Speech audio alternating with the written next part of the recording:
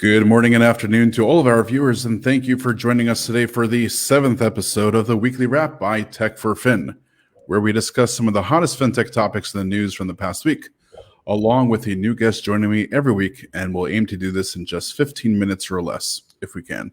I hope you got your coffee ready. I definitely do. Now let's not waste any more time and get this show going. My name is Jeffrey Tower. I am the VP of Marketing and Business Development at ChargeAfter. And today's guest comes from a very long lineage of payments and advisory work with some of the top industry names. He's a board member at Rewire. He's an advisory board member at Fiverr, Autotentics, Credit Stacks, and he was even the CRO of Payoneer and a director of global business development for PayPal. Allow me to introduce this week's guest, Oded Zehavi, CEO and co-founder of Mesh Payments. Oded, I hope I didn't steal your thunder there, but welcome to the show, and why don't you go ahead and introduce yourself? Hey, Jeffrey. Great to be here. I won't repeat all the kind words you've mentioned. Among other, I was in an historical event, which is like starting and managing PayPal business in our region. And beyond that, I've been working on different payment projects for the last 2 years. So I'm a payment geek beyond anything, and great to be here. Excellent. Well, it's a pleasure having you with us, and let's just go ahead and get started. And we're going to go ahead and keep this close to home for some of us. Now, this is something that took place about 2 weeks ago. Now, traditionally, what we're doing is we always talk about the news from this past week. But since we are off for Thanksgiving, I wanted to go ahead and give this item some much-deserved attention. Forder, an Israeli AI-based fraud detection company, raised $125 million based on the $3.1 billion valuation. So I guess welcome to the Unicorn Club for Forder it is.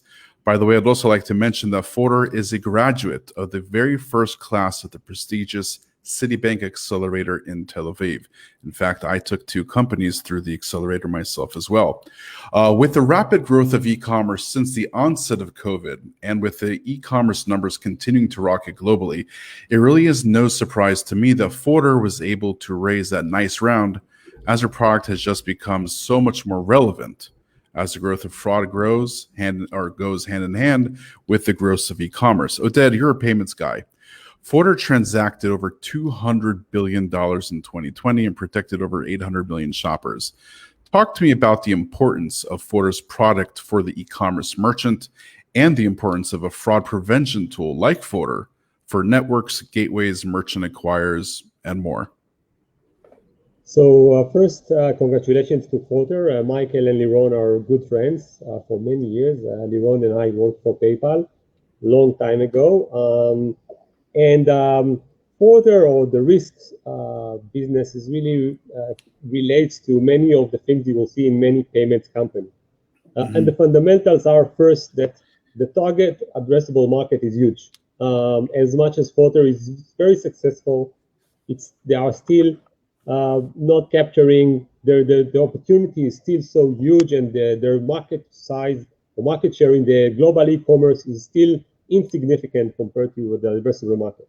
The second thing, which is not something that the people that outside of the payment industry understand, payment is complex. And we go to an e-commerce site, we enter our credit card, and we go away, or we now leave after a few seconds when we have the merchandise being shipped to our house.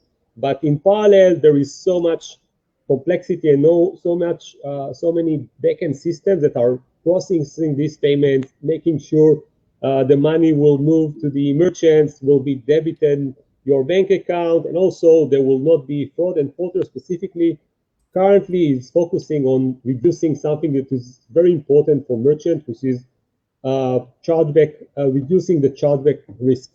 Sure. Chargeback risk, to the one who don't understand, when we pay, and I'm not trying to encourage anybody to generate fraud, but when we use our credit card, as we know, we are fully protected. Fully protected means that even if somebody will steal our credit card or take our 16-digit numbers and will use it fraudulently in a website, when the issuer, the bank that issue our account, will discover that, the one who will need to cover the loss will be the merchant. This Right. is the fundamental of e-commerce. And what Forte does for these merchants is really reducing that risk to zero, which that comes back to maybe last fundamental in our ecosystem, is that everybody needs to focus on what they do best, meaning merchants want to focus on their brand and maybe logistics, etc. Gateways and payment service providers wants to focus on how they process the cards and how they accept so many different payment methods. And companies like Forte, and Forte is one of the leading, if not the leading one, really focus on the technology that's reduced based on a lot of data and AI, reduce the chargeback risk, and make merchants focused on selling more and not focus on collecting funds that have been lost, or making sure that we are who we say we are.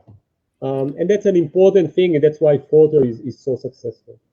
Can you almost call it like an insurance to make sure Very, you go ahead and focus on e-commerce? We'll take care. We'll let you sleep comfortable at night, and make sure that everything's okay well, to an extent. yeah, insurance is a nice equivalent. One of the biggest difference between insurance and many other things in fintech that looks like an insurance, that insurance is usually, and you pay for insurance for something that usually will never happen.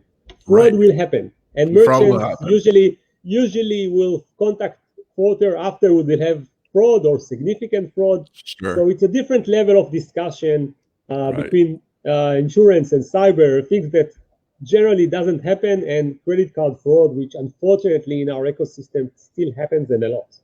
Sure. Now, if we're talking about, fraud will happen. So while doing some research on VentureBeat, I read that fraud attacks doubled in 2020 as COVID transformed the digital economy, and that about 1.1 billion attacks have been detected since the beginning of 2020 as fraudsters quickly adapted to the consumers' evolving behaviors.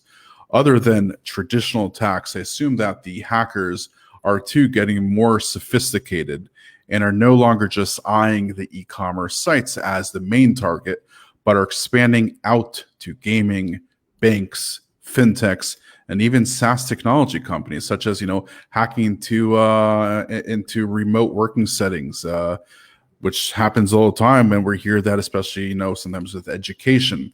I know that Forder is looking to grow, and with an extra $125 million in the bank, I assume much of those funds will be going to the development of new products.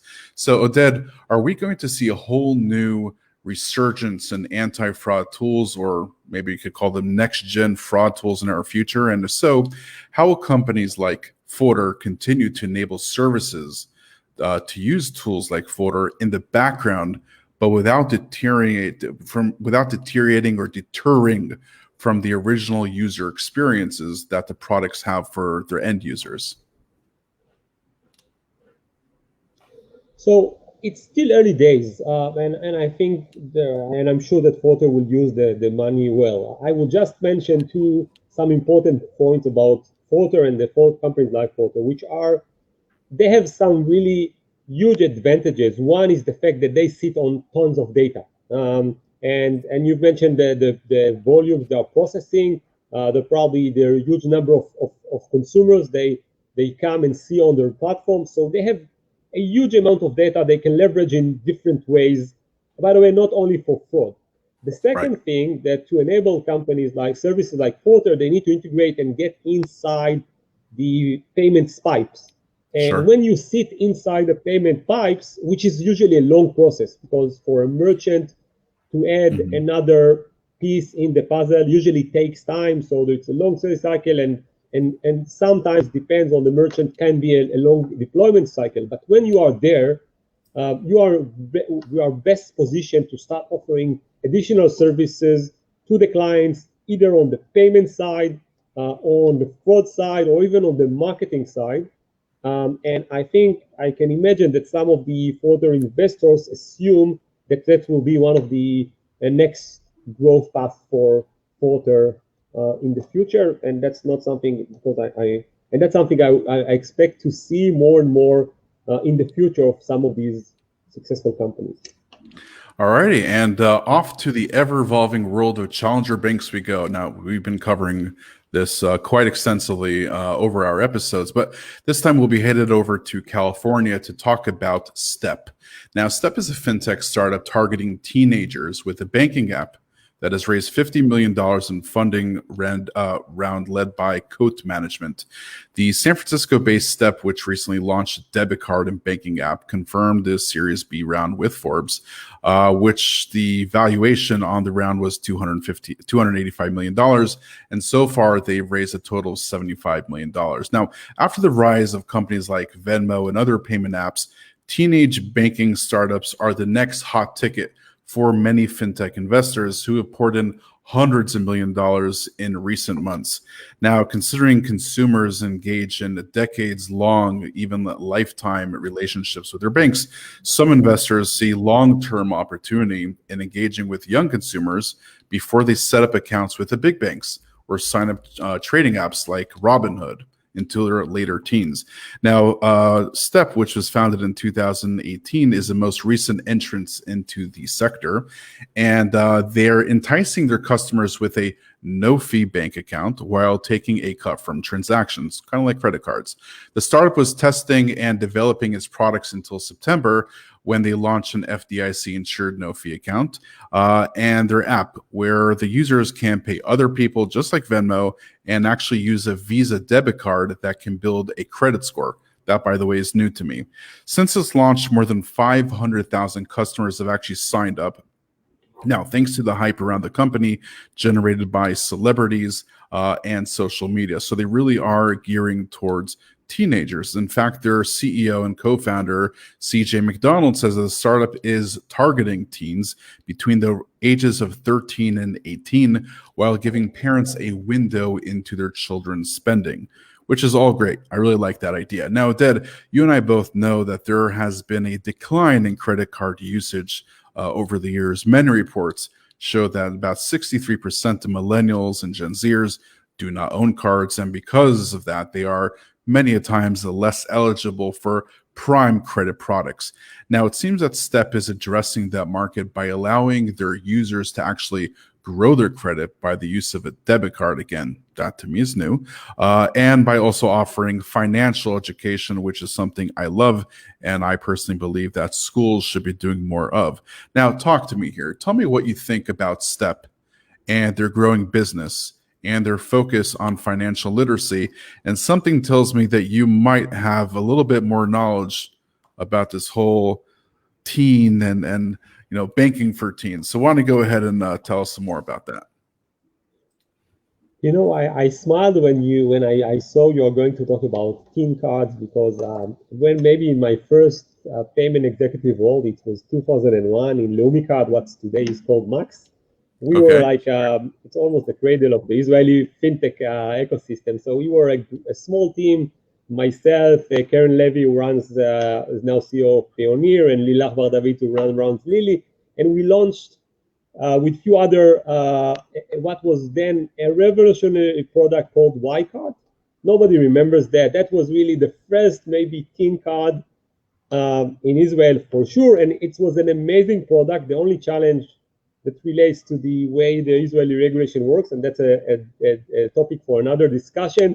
The onboarding was so challenging, so we needed to bring the father and the child to a branch, and they needed to sign simultaneously. So the very few succeeded the onboarding themselves to a product, really liked the product. Mm-hmm. And we are at 19 years after, and this is still a pain, which it's really amazing to many, and that's really similar to many other fintech challenges, which are pains for so many years.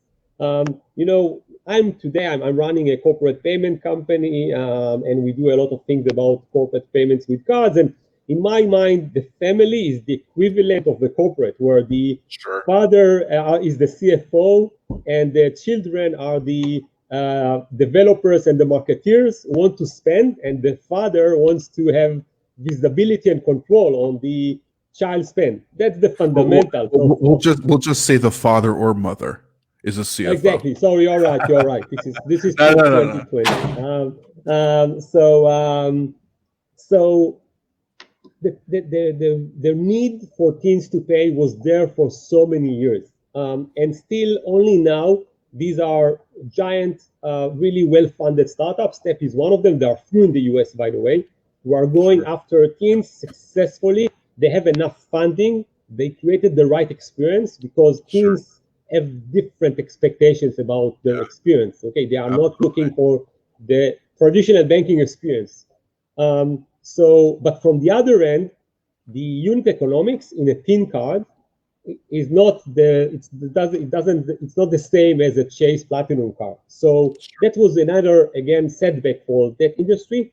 A lot of it is now gone because of there is so much funding for fintech. So these companies, and Step is one of them, will cross the funding hurdle and will grow big enough to be able to offer this unique service, which teens that in the future will become the future successful employees of the world will get used to this next generation, more internet-like experience. So I think there is the opportunity is huge, and in the future of these services is bright. But as I mentioned, it's super difficult. We can talk forever about distribution. How do you do distribution for teams with all the regulatory challenge? We don't have the time, but the bottom line is, putting aside the Israeli market, this is something that needs to be closely looked, and I expect a lot of amazing progress in that. Yeah, so there's been a lot of movement over the few years with teen focused cards or challenger banks and services. Atlanta-based Greenlight Financial Capital launched a debit card for children in 2017, and there's been another one is called Current, which created an app as well, and there's been several over the past few years. Now, let me just ask you this, Oded. Are we starting to see a whole new financial industry focusing on Gen Zs? Is this a new trend? Will we be seeing more and more of this going forward, where fintechs or banks or any type of payment services are really going to start to focus and hone in on what's called future customers? So Gen Z really amplify what the biggest hurdle for banks going to the future. People think that the reason why fintechs are beating banks is because they have much more advanced technology, more systems, AI, etc. It's not about technology; it's about attitude. And technology is something that can be acquired.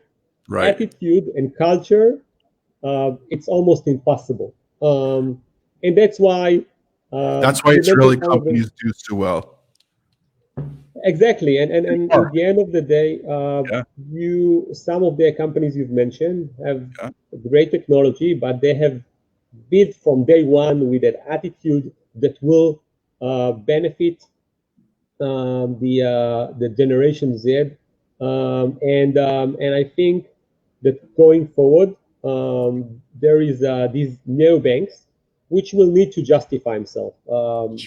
Banks still have amazing balance sheets, almost endless funding. They will need to be different form factors of partnerships between the attitude guys, I will call them, the fintechs, and the banks, which have the funding. Or stuff like Googleplex and Citi getting involved, etc. There's a lot going on.